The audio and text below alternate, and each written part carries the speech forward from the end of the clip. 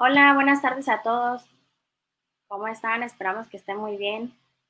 Por favor, mándenos sus mensajes diciéndonos cómo se encuentran ahora. Nosotros estamos aquí de nuevo después de 2 meses, pero nos estamos estrenando con un super tema que seguro les va a gustar a todos. Y en un momentito más, pues, vamos a dar inicio a esta presentación. La verdad es que estamos muy contentos con el invitado que tenemos hoy, el doctor Emanuel Munguía Valvanera. Y les voy a decir cuál es el tema que nos trae hoy. Los mayas, además de tierra, agua, nuevos hallazgos. Decía el poeta de América, Carlos Pellicer Cámara, orgulloso tabasqueño, que Tabasco es más agua que tierra. Y así es. Entonces, un poco de esto lo voy a contar el doctor Emanuel Munguía y en un ratito más vamos a comenzar. A ver, nada más me gustaría saber cuántas gentes estamos ya. Bueno, pues ya está empezando a conectarse. Muchísimas gracias, de verdad. Saludos a las personas que se están conectando. Gracias por siempre estar aquí con nosotros, seguirnos. Y bueno, pues ya voy a ir dando inicio. Buenas tardes a José, Jacqueline, a Chema. Buenas tardes a la licenciada Estefanía Prats. Qué gusto, que muchas gracias por haberse conectado a todos. Y bueno, hoy para dar inicio a esta presentación, está con nosotros el director general de la OCB Tabasco, a quien me honra representar, el licenciado Juan Carlos Calderón.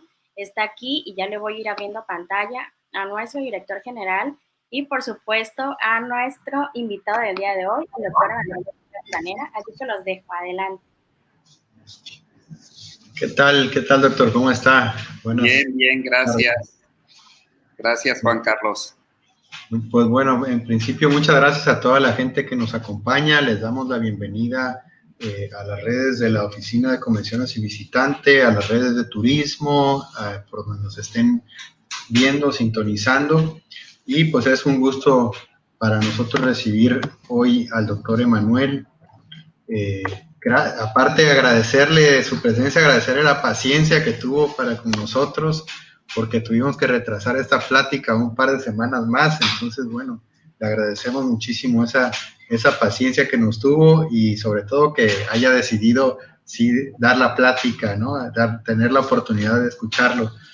El doctor, y me voy a permitir darle la bienvenida también a nombre de la Secretaría de Turismo y de la Oficina de Convenciones y Visitantes.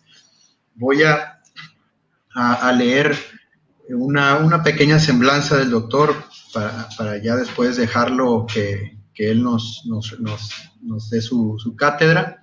El doctor Emanuel Munguía Valvanera es profesor investigador de la Universidad Juárez Autónomo desde el año 1986. División de Ingeniería y Arquitectura.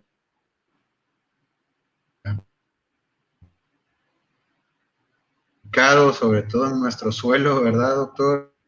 Así es. Muy húmedo. Y el doctorado en hidráulica y medio ambiente. Ha participado en diferentes proyectos de investigación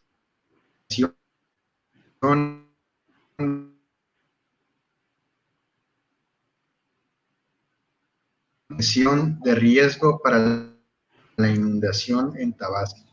Un análisis desde la perspectiva de género. Ha escrito artículos en revistas indexadas y arbitradas con temas relacionados con la educación, sociales y la ingeniería hidráulica. Actualmente, su línea de investigación es el rescate de la gestión del agua realizadas por las culturas ancestrales mayas y aztecas.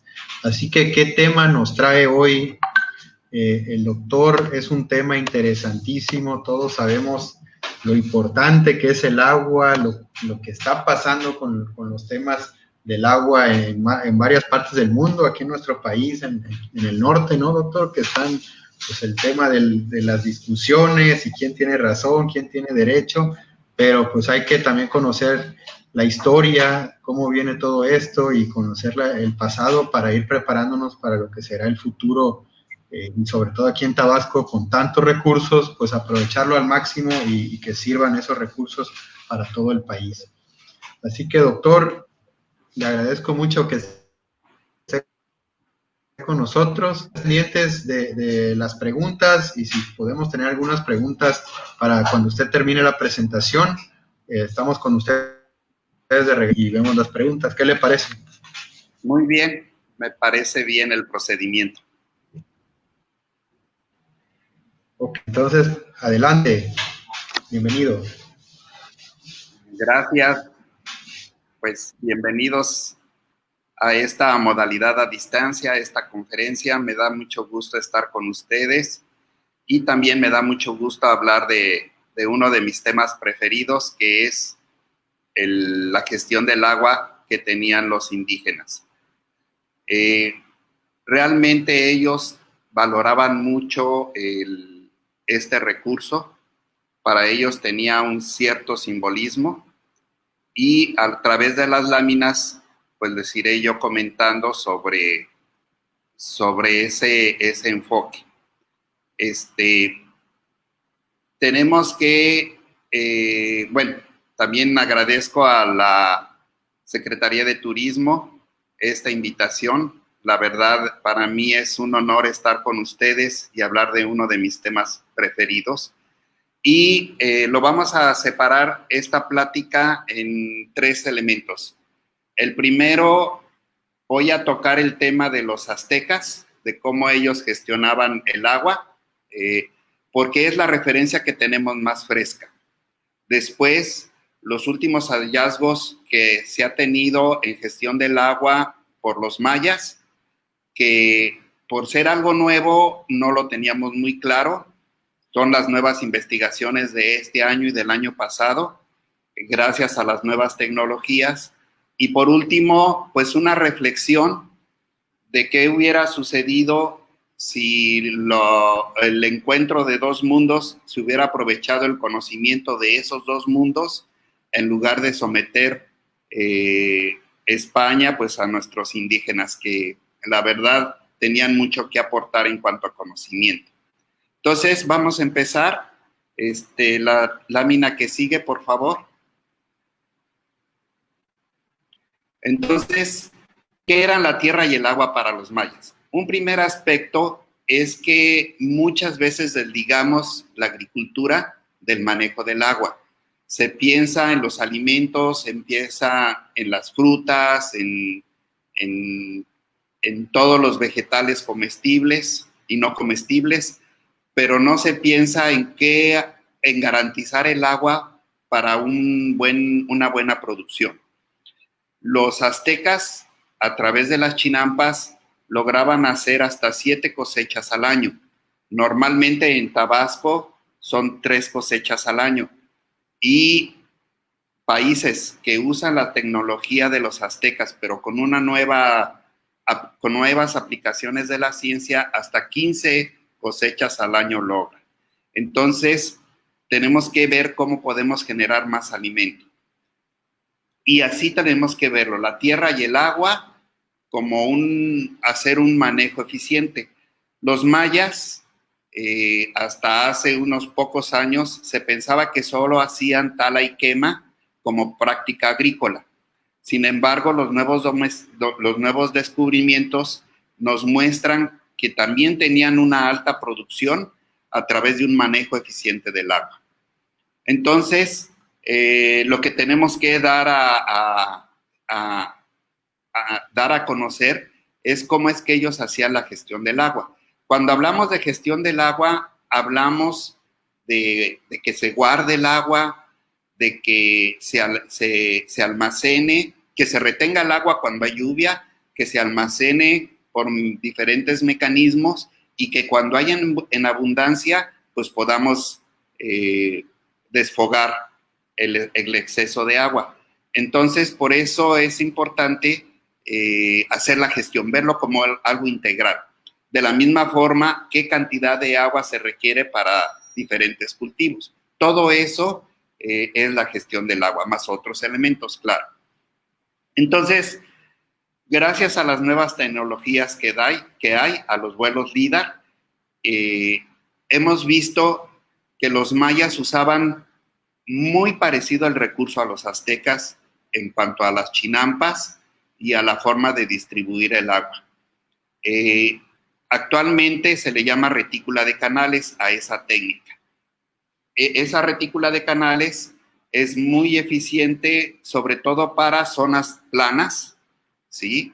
Zonas muy cercanas al mar, donde abunda el agua, pero también son muy fáciles de que se inunde. La que sigue, por favor.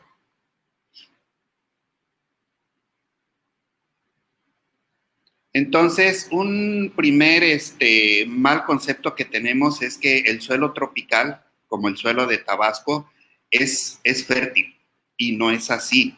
La capa de suelo realmente que se puede aprovechar es muy delgada. Cuando se limpia el terreno, se quitan todos los árboles y demás, se expone ese suelo y el sol lo puede dañar porque es una pequeña capa, no tiene mucho recurso de materia orgánica, de tierra fértil, y se puede llegar a perder. Entonces, para eso hay que suministrar suficiente humedad para hacer un buen cultivo.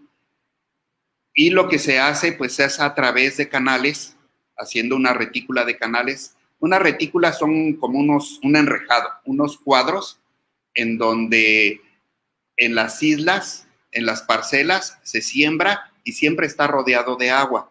Entonces, se pensaba que nada más los aztecas lo habían hecho, después se descubrió que desde Teotihuacán se aplicaban estas técnicas, y como les comentaba, actualmente se ha descubierto que también los mayas lo hacían. Entonces, los mayas modificaron el paisaje, hicieron reservorios permanentes, pequeños lagos, pequeños almacenamientos en el suelo y la retícula de canales. Pero también veían la necesidad de potabilizar el agua, porque realmente esa agua no se puede beber directamente, son aguas un poco pantanosas, y ellos siempre vieron ese vínculo estrecho que hay entre cultivar la tierra y suministrar el agua.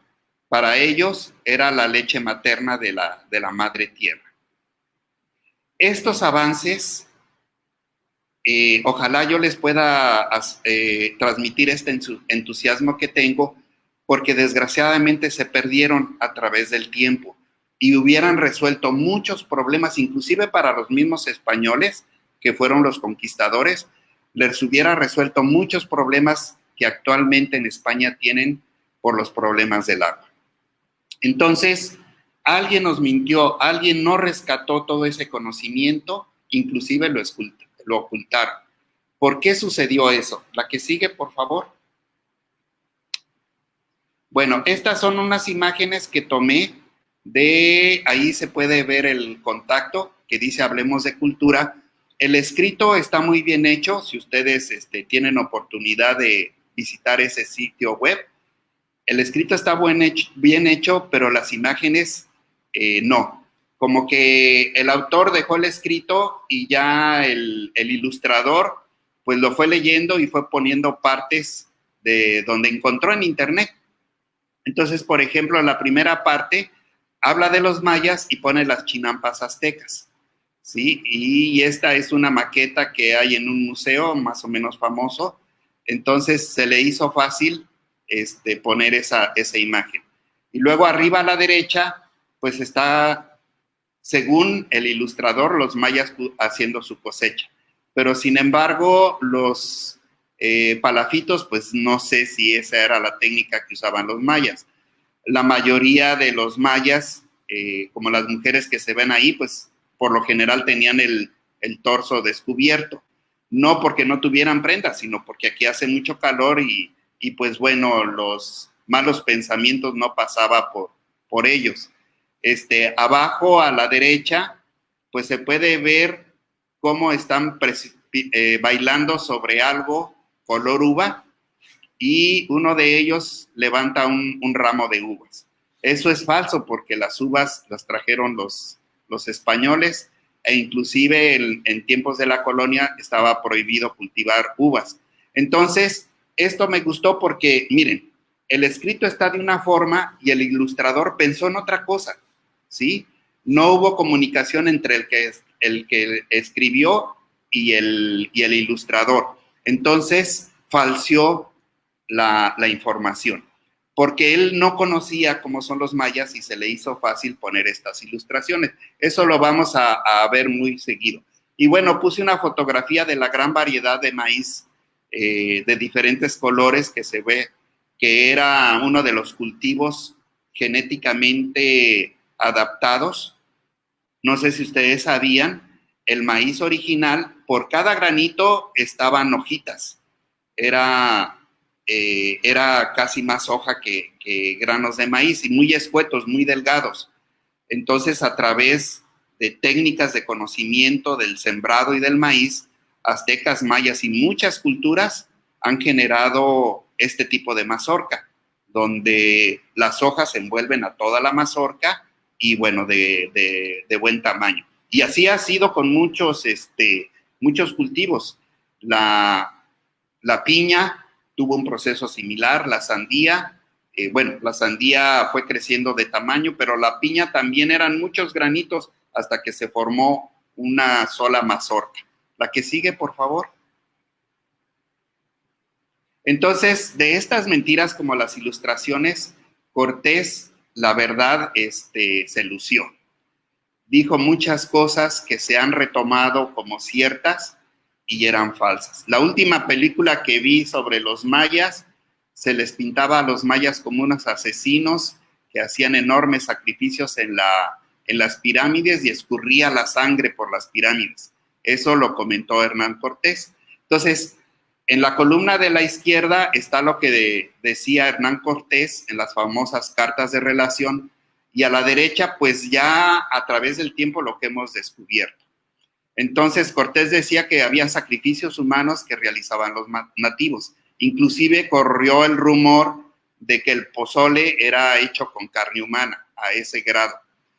Sin embargo, aunque sí hacían sacrificios los indígenas o los indios, con todo respeto, no es una palabra para despreciarlos, aunque ellos hacían sacrificios, eran sacrificios sagrados, sacrificios en donde la gente lo hacía por su voluntad la mayoría de las veces. Para ellos no había, ¿cómo decirles? Pues era muy similar a los sacrificios que hacían los santos o en la religión cristiana. Entonces, Hernán Cortés y sus hombres se quedaron deslumbrados, pensaron que Tenochtitlan era de plata, de tan brillante que la veían, y ahí Cortés vivió casi un mes. Hago esta anotación porque, bueno, si se supone que eran unos asesinos y esto, ¿cómo es que se quedó a vivir?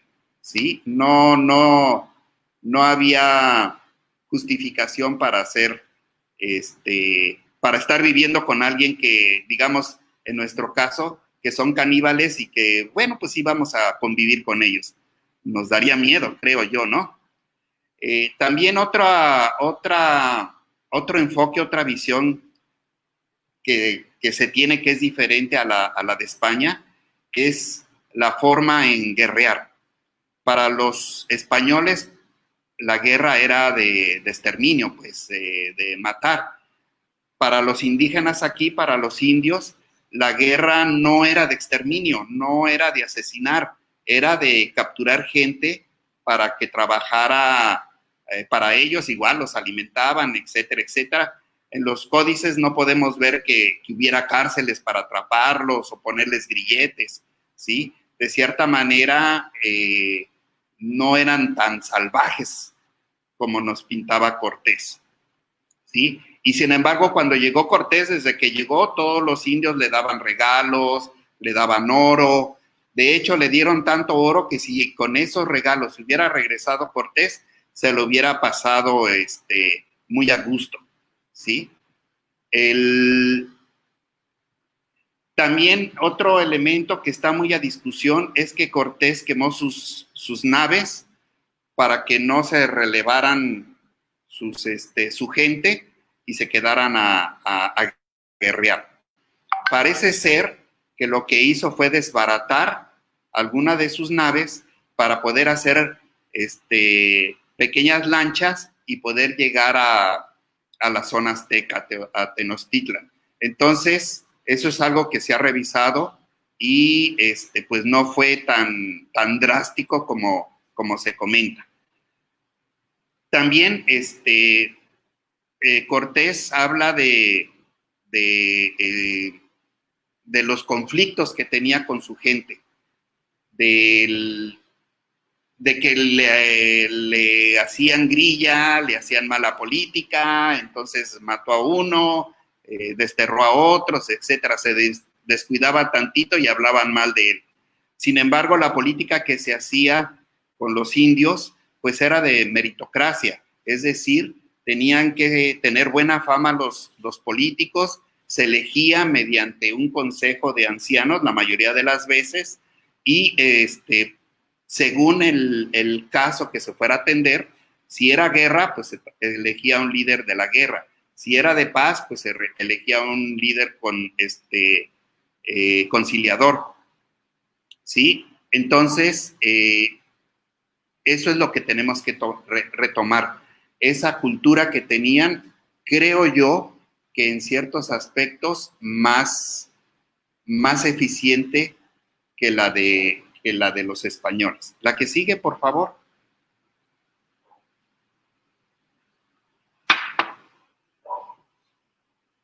Entonces, en Tenochtitlán, que es lo más avanzado que tenemos de las regiones de toda América Latina, es que, por ejemplo, ellos tuvieron éxito muy rápido, ¿sí? Solo en 70 años pudieron armar Tenochtitlan y eso se demuestra que acumularon una gran cantidad de conocimiento de todas partes, ¿sí? Y que había avances en matemáticas, en física, en astrología, en muchas ciencias, ¿sí? En medicina estaban bastante avanzados. Las prácticas médicas, había quiroprácticos, ginecólogos, por ahí a través de hierbas que actualmente son muchas de la medicina que se utiliza. Ellos lograron pues anestesiar, operar, etcétera. Tratamientos de psicología, la herbolaria, pues no se diga, ¿no? Que ojalá, hay mucha tendencia a rescatarla y ojalá siga eso. Existían zoológicos. Sabemos que los zoológicos no es nada más exhibir a las especies, sino un zoológico es para hacer investigación y ellos investigaron mucho a las diferentes especies, víboras, aves, etcétera. Fue la primera ciudad del mundo con educación obligatoria, pública y universal. ¿Esto qué quiere decir? Que, como comenté anteriormente, el conocimiento era base para ellos, era muy importante. Entonces, ya lo hacían por parte del Estado azteca, obligatorio. Y, curiosamente, yo creo que detectaron que los comerciantes se enriquecían fácilmente y entonces ellos no podían utilizar cargos públicos y pues eran más o menos pues no dominados sino controlados, ¿sí? Los impuestos pues se pagaban con tequio, trabajos comunitarios o en especie mediante tributo. Quiero aclarar que a veces tenemos la idea que ellos manejaban el cacao como nosotros las monedas, pero no es así. Era una parte complementaria al cacao, no era la base. No había forma de hacerse rico porque ¿para qué querías almacenar grandes cantidades de maíz o de frijol? No tiene caso. Y el oro también tenía un valor muy diferente, muy simbólico. No era materia de enriquecimiento acumular oro. La dieta era de insectos, maíz, frijol, etcétera, etcétera. Y estamos perdiendo el comer insectos. Realmente los insectos son proteína muy nutritiva y la carne de res es bastante contaminante. De la carne de res, según investigaciones, el manejo energético nada más se aprovecha el 40%. Si se comiera insectos, el manejo energético que no se desperdiciaría sería del 90-95%. Y además, el ganado contamina bastante, pero esa es otra historia. Los quelites también se está perdiendo el comer quelites. Los quelites son hierbas de diferentes variedades, como por ejemplo los romeritos que comemos en Semana Santa. Ese es un quelite y hay una gran variedad de quelites. Los chiles sí lo acostumbramos a comer y así, diferentes comidas que ojalá no perdamos. La gestión del agua y los cultivos eran de lo más desarrollado en esa época y me gustaría apostar que inclusive del mundo. Creo que los conocimientos que tenían de genética y de manejo del agua era de lo más destacado en aquella época. Su limpieza, muy limpios los indígenas, tan limpios que lograban vivir mucho más años, 10, 15 años más que los europeos. Mientras aquí el baño se acostumbraba como nosotros, diario o hasta 2 veces al día. Los españoles, pues, era de 2 a 3 veces al año, imagínense. Cuando llegaron aquí, los indígenas pobrecitos sufrían con el olor que tenían los españoles. Su sistema de edificación fue de lo más avanzado, pero también en matemáticas, desgraciadamente, hemos perdido esa información. Y históricamente se han puesto las eras en los libros de historia, la era de piedra, la era del bronce y la era del hierro, por las herramientas que se producían. Pero pensando en que las herramientas eran del desarrollo. Sin embargo, las últimas investigaciones psicológicas y de neurociencias, realmente nuestro cerebro está desarrollado para poderse apropiar del conocimiento. Su tamaño y su forma permiten que pensemos en forma comunitaria y más avanzado, por ejemplo, en la numeración. Si la medida, en lugar de ser piedra, bronce y hierro, fuera sistemas de conocimiento, por ejemplo, los sistemas numéricos, estas civilizaciones estarían de lo más avanzado, ¿sí? Entonces, tenemos que pensar eso. Entonces, Tenochtitlan era una enorme ciudad, ¿sí? No había tanta mortandad, por eso se pudieron reproducir rápidamente. Por ejemplo, en España, los doctores que esperaban el parto generalmente no se lavaban las manos, eran focos de infección. Y cuando les dijeron, oigan, lávense las manos, a lo mejor eso es lo que hace que la gente muera, se sintieron indignados. ¿Cómo ellos iban a matar a la gente si ellos eran los médicos? ¿Sí? Y sin embargo, los médicos en Tenochtitlan pues tenían una serie de cuidados y eso permite que la población crezca rápidamente. Entonces, Tenochtitlan era 3 veces más grande que Londres y 5 veces más grande que Sevilla. Entonces, imagínense los españoles qué sorpresa se llevaron, estaban impactados. La que sigue, por favor. Es una pintura que apareció hace poco. Fue descubierta y entonces ahí están las direcciones donde la pueden encontrar. Está muy detallado Tenochtitlan. En el plano de abajo se muestran algunos canales, algunos ya fueron cerrados, es de 1550, ya fueron rellenados algunos canales, pero la mayoría se conservaba. Y estaba ilustrada las actividades que se hacían en Tenochtitlan. Ahí se puede ver gente pescando en los canales, ¿sí? Después hay otra dirección allá abajo donde se comenta que el mapa que está en la Universidad de Uppsala, en Suiza, fue realizado por los indígenas porque se le atribuía a Santa Cruz, pero parece ser que él nunca visitó México. Entonces, pues esta ilustración, inclusive ahora que está digitalizada, fue premiada por el enorme detalle que tiene el plano y, bueno, las técnicas de digitalización que se utilizaron. La que sigue, por favor.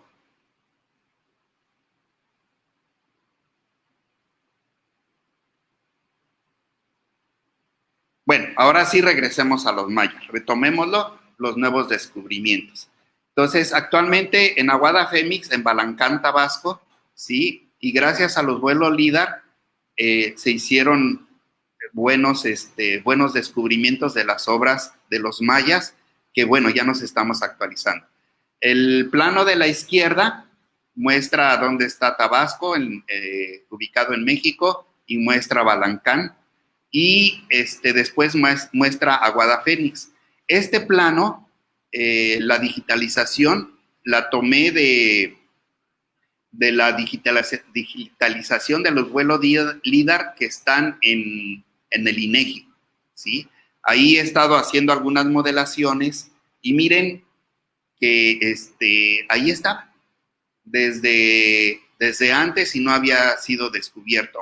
Actualmente a la derecha, Takeshi, el investigador, encontró, y ya con un vuelo LIDAR más fino, se ve cómo estaba Aguada Fénix, cómo era esa ciudad. Entonces, el vuelo LIDAR es un avioncito, un dron que va pasando sobre la superficie, manda un rayo, un pulso de rayo, y rebota por diferentes superficies. Puede ser que rebote en la copa de los árboles, pero también parte del rayo penetra y rebota en el suelo firme.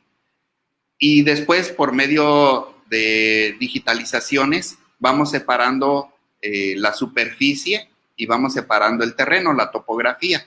Y es así como se han descubierto estas edificaciones en Aguada Fénix, que por cierto, por ahí cerca va a pasar el Tren Maya, y bueno, va a ser un momento para poder hablar de la cultura maya. Entonces, esto no se conocía, esto es de este año, ¿sí? La que sigue, por favor.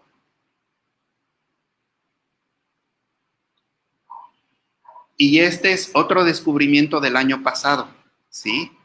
Es parte de Belice, pero pues sabemos que Belice era zona maya, pero también Tabasco y Chiapas y Guatemala, y ahí se encontraron las retículas de canales, la gestión del agua o la mejor y más eficiente gestión del agua que podemos observar. Entonces, en el plano de arriba está la parte de Belice, el cuadrito, y abajo ya ampliado este cuadrito. Y diferentes acercamientos de las imágenes que obtuvieron. La que sigue, por favor. Vamos a ir la B, la C, ahí sí las vamos a ir recorriendo. Ahí ya se ve unas líneas de diferente color y unas parcelas que están más elevadas. Las líneas de tonos más bajos son los canales. Y si ven por ahí unas líneas en color azul, es parte de la zona todavía más baja. Entonces, con esta técnica, los mayas hidrataban sus parcelas y tenían, pues, cosechas mucho más abundantes.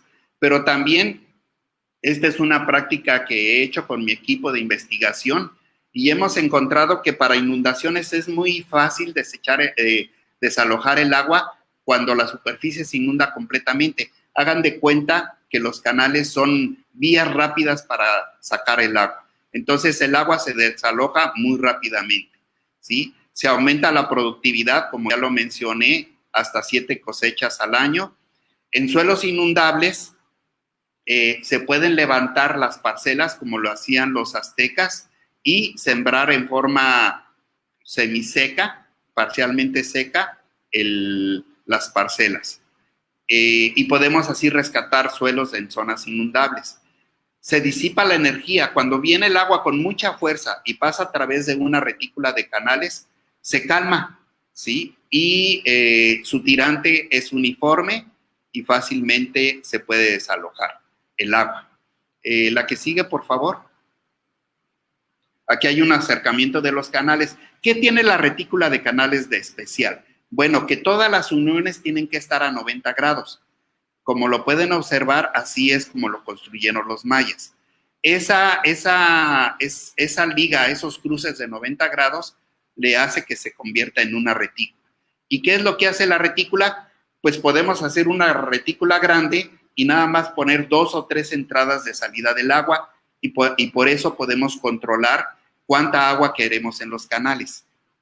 Sirve de control de inundaciones, como ya lo comenté, y además abrigo de especies que digan especies de aves, pero también ahí en los mismos canales se puede cosechar peces, ¿sí?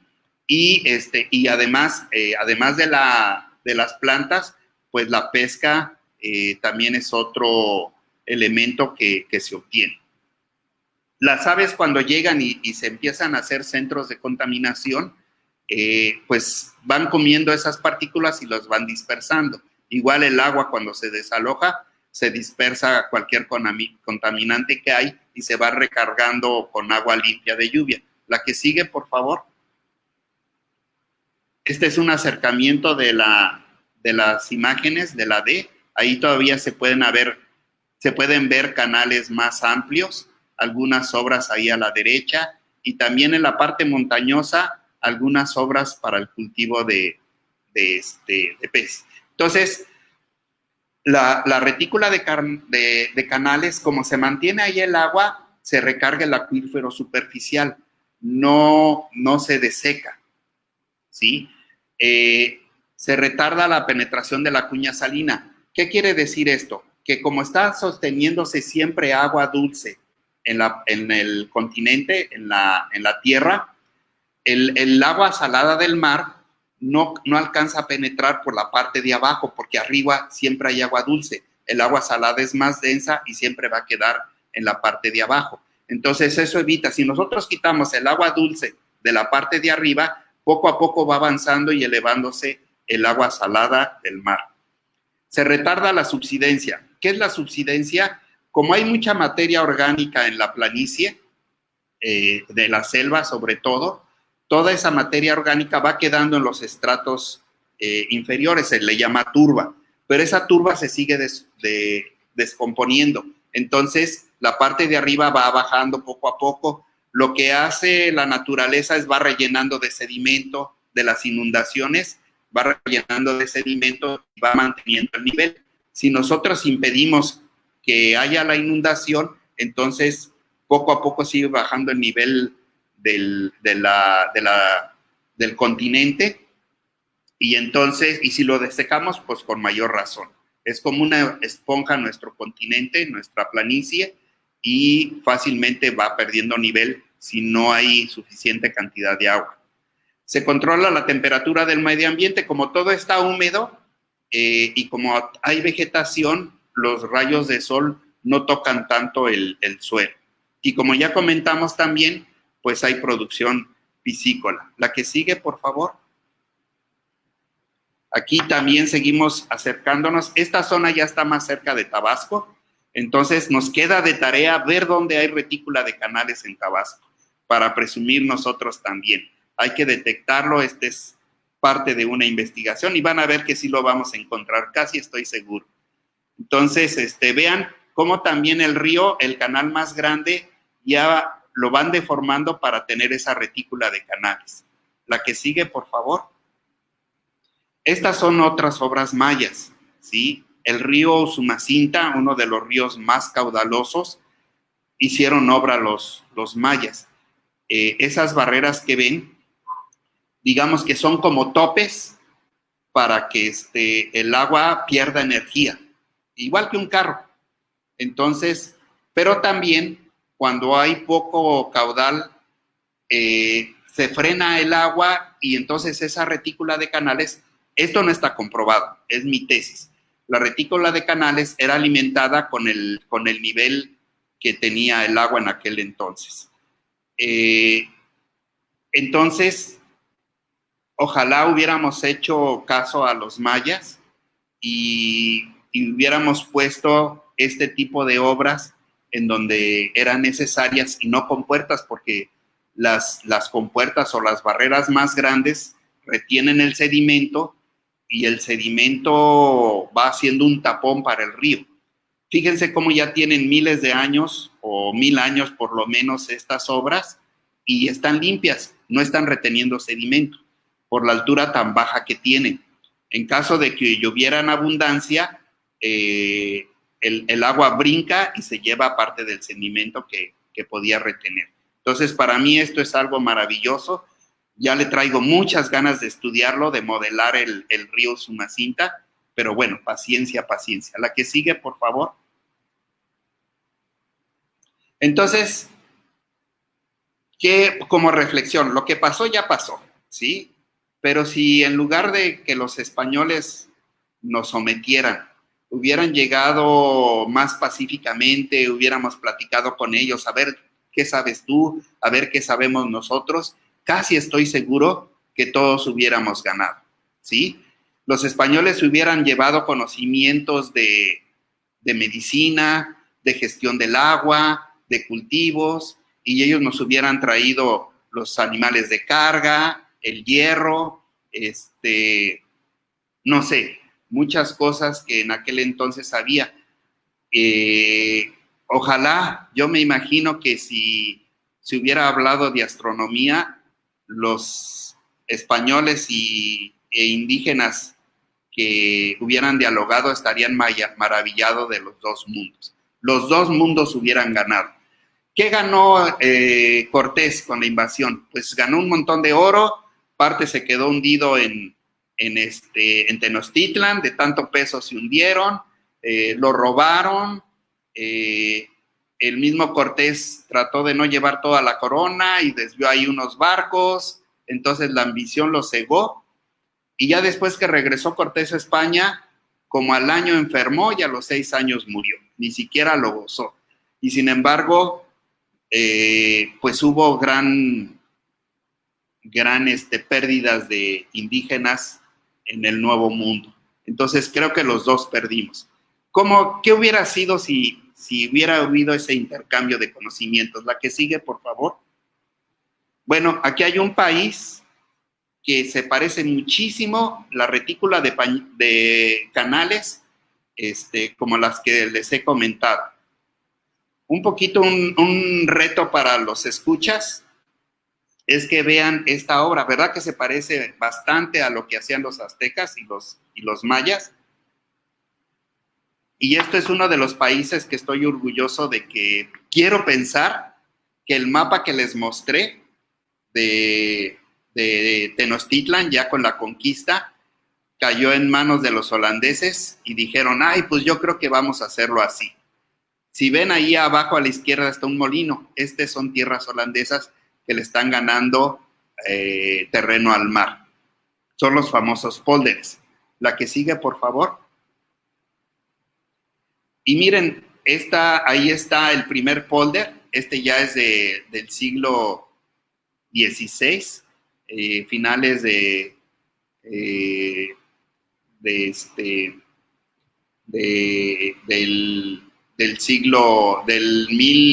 1900.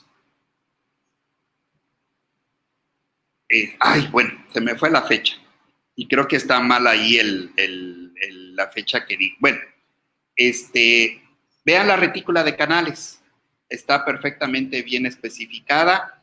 Igual que lo hicieron los aztecas, que separaron el agua salada del lago de Texcoco y el agua dulce que llegaba de los manantiales, también en Holanda lo hicieron con el agua salada del mar y el agua dulce de los ríos. Desviaron el agua dulce mediante un canal y esa agua distribuye el agua en las terrazas, en los pólders. Y cuando hay exceso de agua, a través de los molinos de viento se desalojaba. La imagen de la izquierda es una imagen muy popular en Europa, que son los pasos para la gestión del agua. El primer paso es retener el agua, guardarla, como está el monito con las cubetas. Retenerla, perdón. El primer paso es retenerla. El segundo paso es guardarla. Y pues como son terrenos holandeses, como pueden ver, la guardan en canales. Y el tercer paso es desalojarla si hay en abundancia.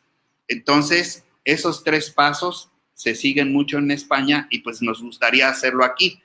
Desgraciadamente tenemos el concepto de desalojarla nada más, ¿sí? Hacemos el tercer paso, pero no hacemos el primero y el segundo, que es retenerla y guardarla. La que sigue, por favor. Bueno, entonces estas son algunas imágenes de Holanda.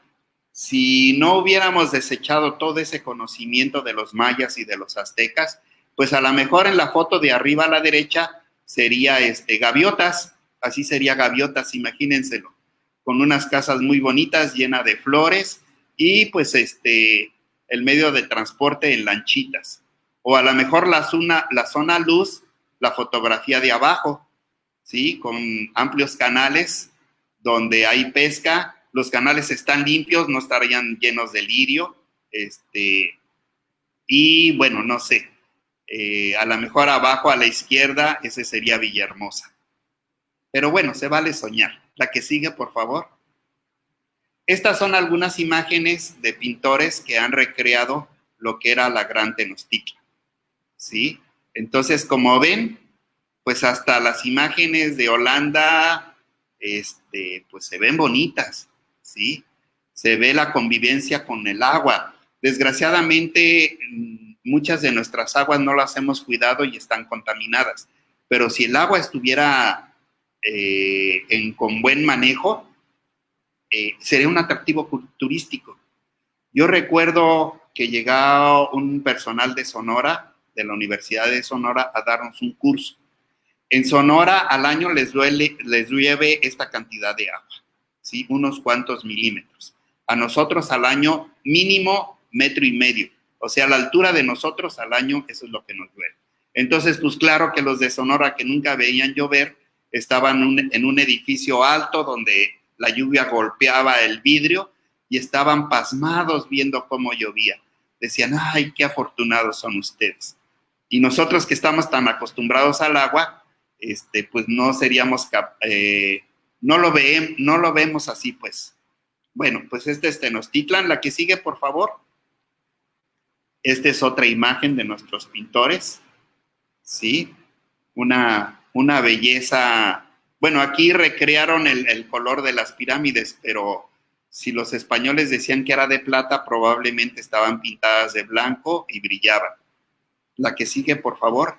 Tal vez moliendo conchas, lograban ese acabado.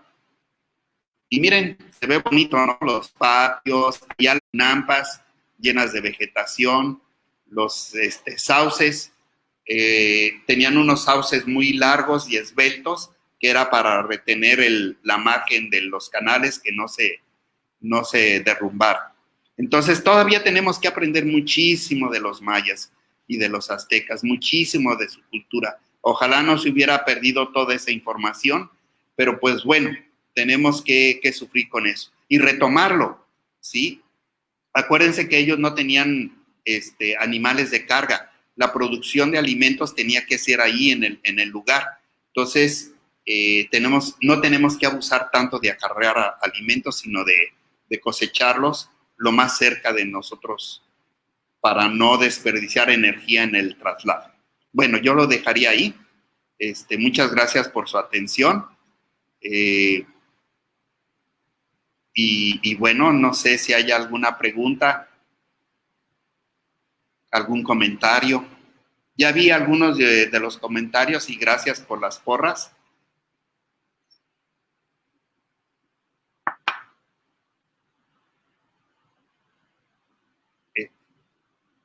Ahí estoy. Pues muy interesante la plática, doctor. Muchas gracias por compartir pues esta plática. Y sí hay algunas preguntas. Hay gente que por ahí mencionaron las esclusas en el río San Pedro, las esclusas mayas. Por ahí mencionaba Beto Cabrales, que es guía aparte. Y ahorita le pasamos las preguntas que nos comentaron.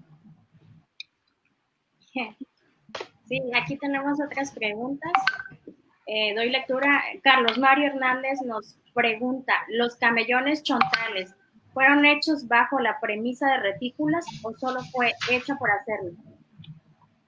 Mira, había una buena intención de hacerlo como retículo, pero faltó como que se hicieron muy forzados, porque parte de la retícula del camellón, en la parte de arriba debe de estar el suelo con mayor contenido orgánico para la siembra. Sin embargo, metieron la pala, sacaron el mejor suelo y lo dejaron abajo. Y en la parte de arriba quedó un mal suelo. Y la gestión del agua no está bien efectuada, porque los canales chuntales debe de entrar agua por algún lado y salir agua por otro lado, ¿sí? Y manejarlo por medio de compuertas. Entonces, todavía no se tenía este conocimiento que se tiene ahora.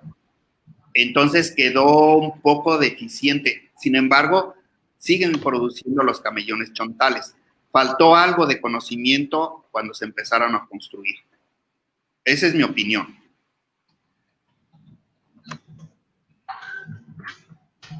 Ok, otra de las preguntas es, ¿en tierras bajas de popalería se puede evitar inundaciones con retículas? No se pueden evitar, porque es una gran abundancia de agua, pero se desaloja rápidamente. En Holanda, por ejemplo, les llega una gran cantidad de agua y en pocos minutos ya dejan seco las zonas elevadas, ¿sí? Es que el agua escurre rápidamente porque hagan de cuenta que los canales son vías rápidas para que escurra el agua. Entonces, puede escurrir con gravedad, o en el caso de los holandeses, pues ya tienen unas plantas de sistemas de bombeo muy eficientes. Afortunadamente nosotros no estamos tan en desventaja como ellos. Todavía el agua se puede desalojar por gravedad y podemos utilizar ese sistema. Tenemos que, creo yo, a los tabasqueños, es nuestra mejor opción.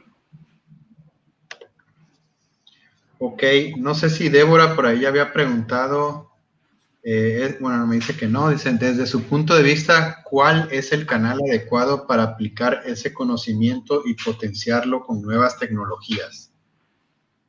Yo he tenido, bueno, parte de mis estudios como investigador, hay una serie de canales que ya están construidos en Tabasco. Se hicieron con la intención de desalojar el agua, de desecar. Pero si ponemos unos canales complementarios a eso, hacemos la retícula de canales. He visto zonas de Tabasco en donde quedan inundadas cuando hay abundancia de lluvia, terrenos que están meses inundados, ¿sí? Entonces, si hacemos la retícula, esas parcelas inundadas pues quedarían fáciles para sembrar o para el pastizal del ganado. Y después de que se desalojan, sucede lo contrario. Como quedan muy secas, entonces los incendios se quedan durante mucho tiempo porque la hierba se quema, pero abajo sigue la combustión, muy lenta, pero sigue la combustión. Entonces, ese terreno que logré ver este fenómeno, un tiempo estuvo en secas, quemándose, y otro tiempo estuvo inundado. Entonces la retícula nos ayuda a aprovechar mejor la utilizan mucho los plataneros. Las siembras de plátano, como el plátano, sus raíces no pueden estar muy expuestas a la humedad, los plataneros hacen retícula de canales para desaguar el terreno. Ellos lo saben, que cuando su terreno se inunda, fácilmente el agua escapa a través de la retícula. Okay. Tiene varios mensajes, doctor, de felicitaciones, un tema muy interesante. Muchas gracias por compartir. Y nos preguntan también de los camellones chontales, si fueron hechos bajo la premisa de las retículas o solo fue hecha, pues, por hacer, ¿no? Esa es la pregunta. Sí, había una buena intención. Pero no sé por qué no se siguieron un proceso adecuado.